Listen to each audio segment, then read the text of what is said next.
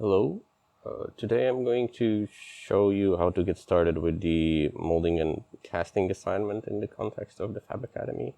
How to 3D model a thing like this, not necessarily this thing, and then create a negative mold out of it, and then finally create a positive wax mold out of it.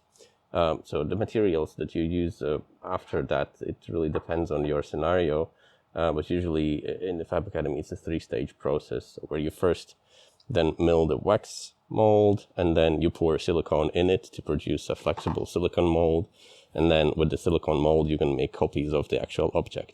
Yeah, but in 3D modeling it is reversed. So first you start with the object and you produce a negative and then a positive, but let's get started. So I'm going to use the FreeCAD version 0.19, which is the current stable version. And let's start with creating a new project and creating a body and creating a sketch within this body on an XY plane. And what I'm going to create is just going to be a simple triangle-based object. And for that I will need a polyline.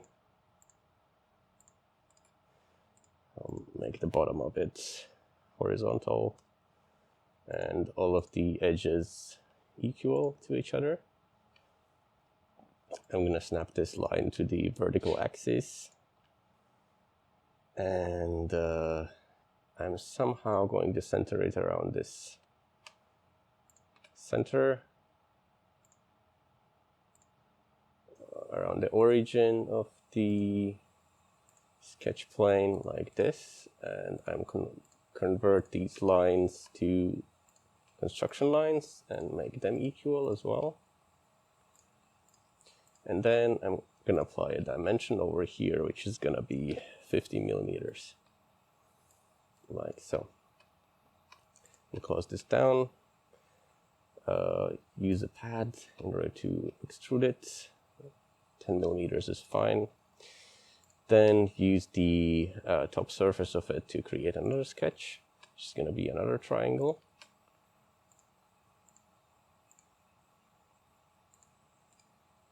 Basically the same,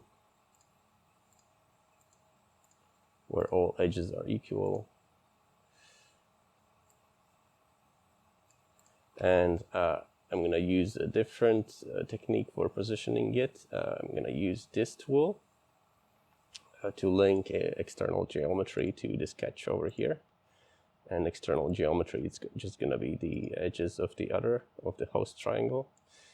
And then I am going to use line tool to connect these corners to the outside, to the outer triangle corners. Make them construction lines and make them also equal to each other,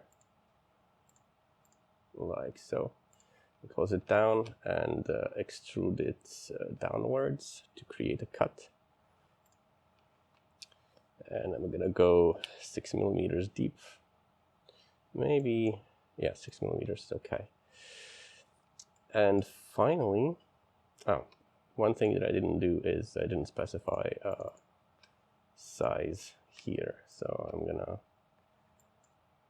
So if the outer triangle was 5 centimeters, then the inner one could be 3.5 or 35 millimeters. Let's see how this looks like. Yeah. And finally here, I'm going to create the third sketch to create another positive feature.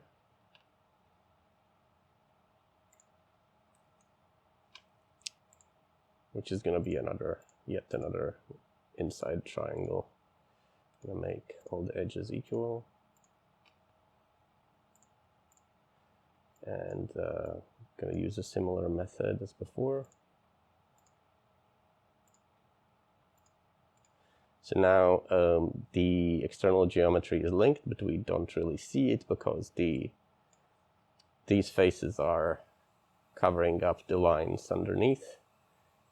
So they're covering up the sketch plane. So in order to avoid that, you can use this feature over here. So when in edit mode, switch between section view and full view. So this is going to give us section view. It's going to ignore everything that is above the sketch plane. Now we can use the line tool to create these features again. Construction lines. I'm going to turn them into construction lines and make equal. And then I'm going to give this a size of 15 millimeters. So just to leave a little bit space over here, because we'll need the machining tool to actually fit in between these spaces afterwards when we mill it. So that's also one thing to keep in mind, that you should know what tools you are going to be using. So here at the Fablab, we generally use 6mm and 3mm tools for milling wax. So in some special cases, you can take one of the smaller tools if the geometry allows it. But yeah, so this is fine. So it's fully constrained. We can close this down. We can add it up by, let's say, 3mm.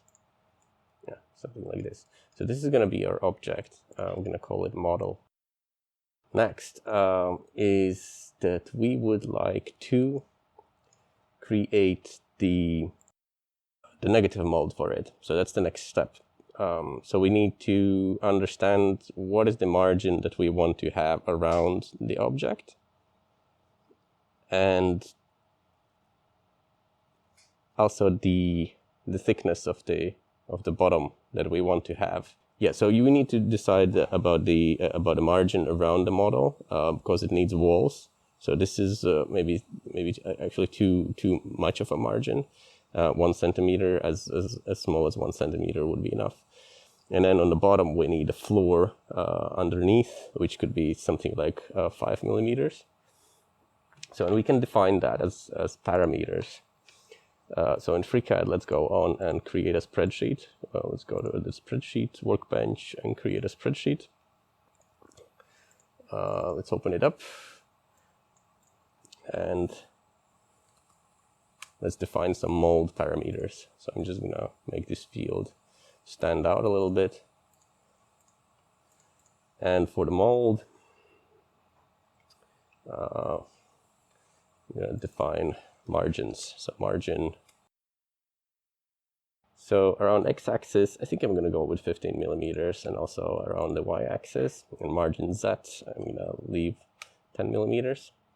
And I need to convert these to parameters that FreeCAD can use.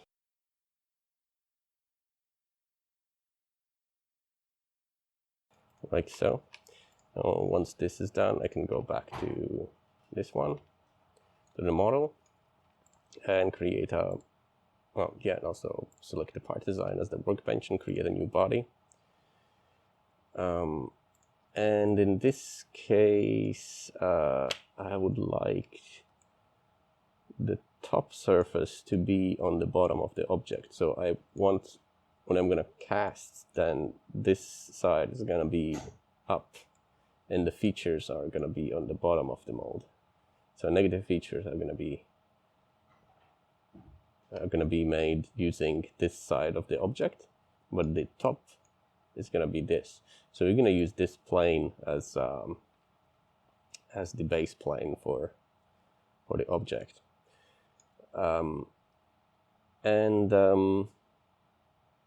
This is easy in a way if you have designed your object so that this plane actually aligns with the origin plane, but it might not be the case. So this is why it is a good idea to select the plane and then take this shape binder tool to create a shape binder from the model body, and use that shape binder in order to create a sketch on it,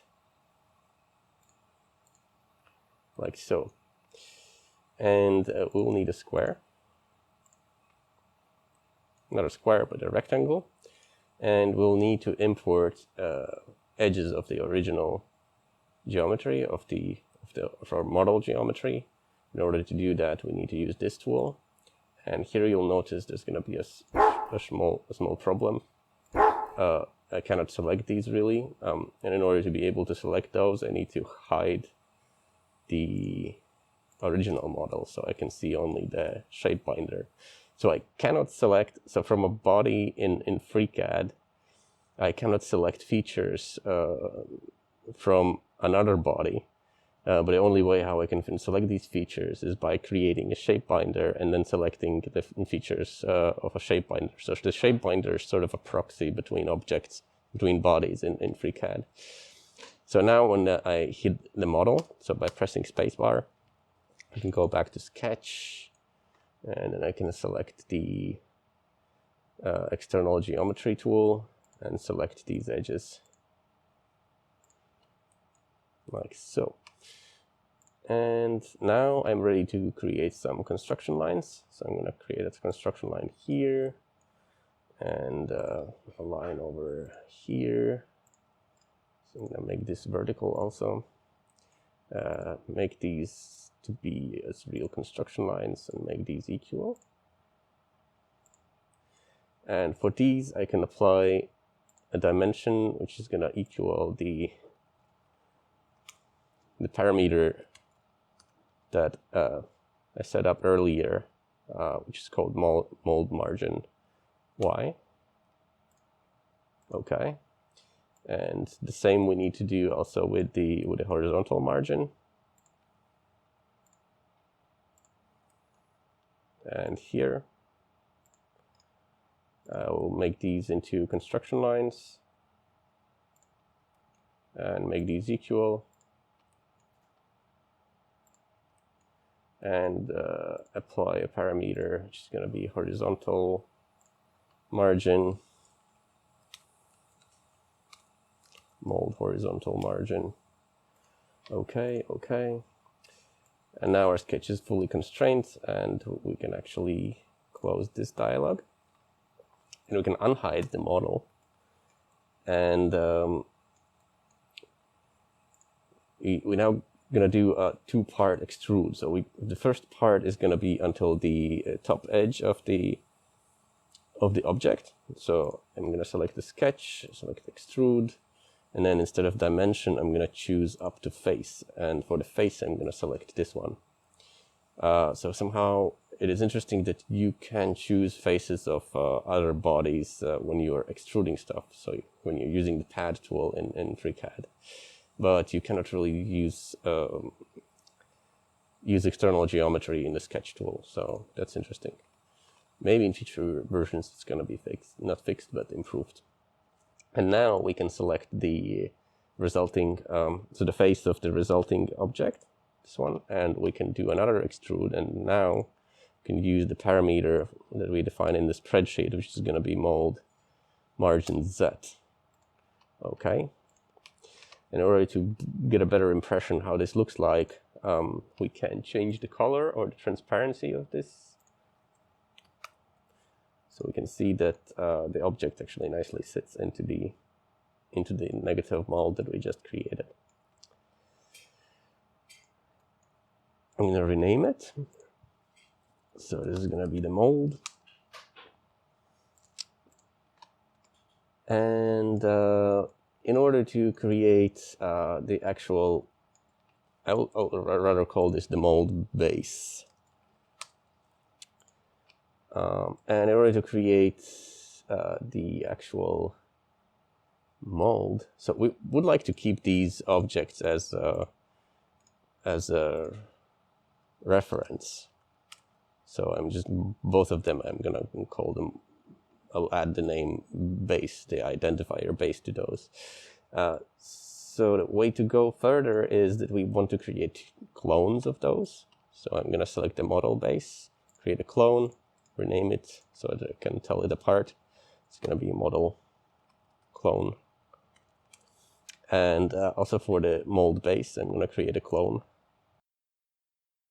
And now I want to create a cut in the mold. So I'm gonna double click the mold to make it the active body, and I'm gonna choose the Boolean operation and select cut as the operation. and then click on Add Body and select the... Wait, at first I want to actually hide the model base and the mold base, and then select the Boolean operation, the cut option, add body, and add the mold to the model clone to the actual object that we want to cut, or as the tool for cutting. And as you see, it created a nice negative impression on the mold. So in order to create a connection, so this would be then this part. So we started with modeling this final part, and then we created, so this what we created now is equivalent to the flexible silicone mold that we can see here. And the final part in this process is to create yet another mold, which is the positive mold. So this is a wax mold that we gonna then use in order to cast silicone in. And in order to do that, so we'll need to flip this over. So the top part of the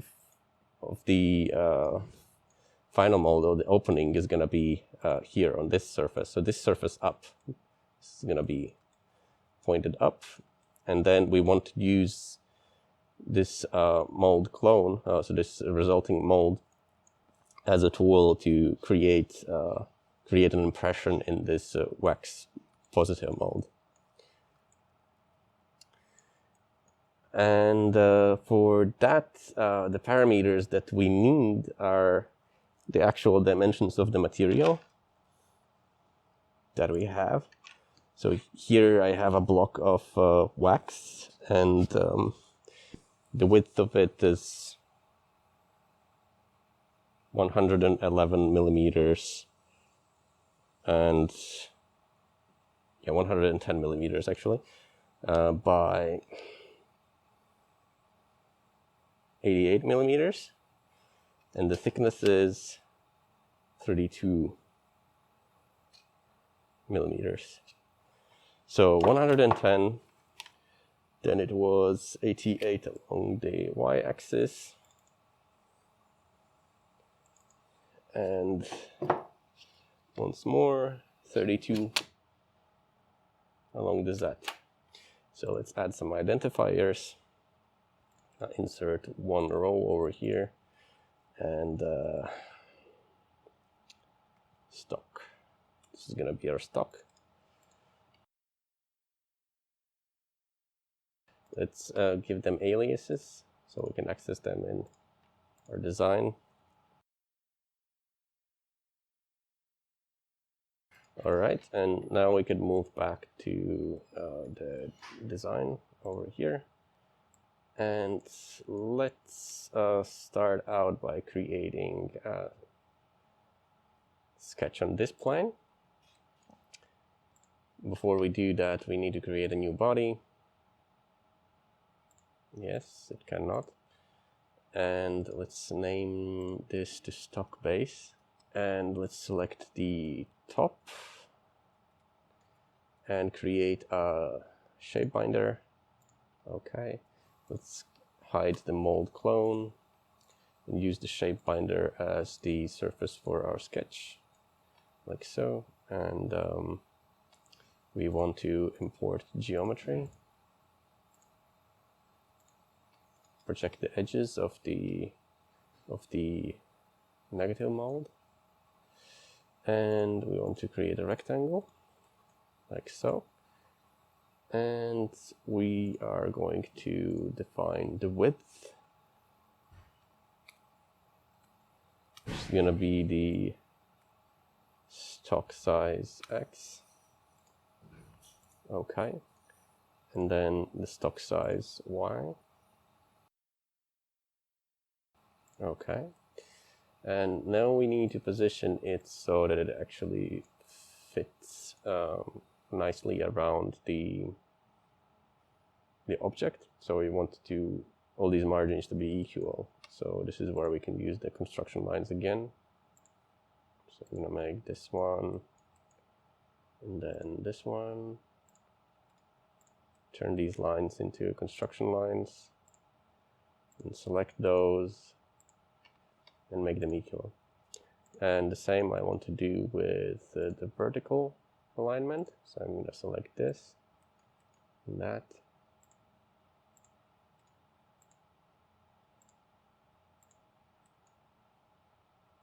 Turn them into construction lines. Select them again and make them equal, like so. I'm going to close this down, unhide the mold clone so we can get a better impression, also hide the shape binder, and now I'm going to pad the sketch downwards. So you see FreeCAD wants to extrude it up, but I want to reverse it and use the stock size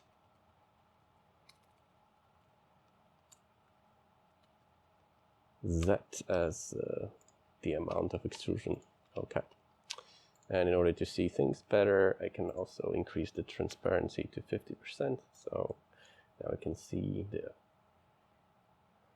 object inside the flexible mold, and then the flexible mold inside the wax stock that we actually have. And the last step is to use the flexible mold as a tool for the wax block that we have. So we're gonna create a clone of this. Let's name it stock clone, and let's hide the base, and let's double click on the stock clone to make it the active body and choose the Boolean operation. And as for the body, we're gonna add the mold clone, and we want to use the cut operation over here, and we hit OK. And this is our final object that we would like to mill then from wax. So this concludes the getting started with molding and casting video. There's going to be another short video about how to go from here in order to create toolpaths so that you can actually use a CNC milling machine to cut this out.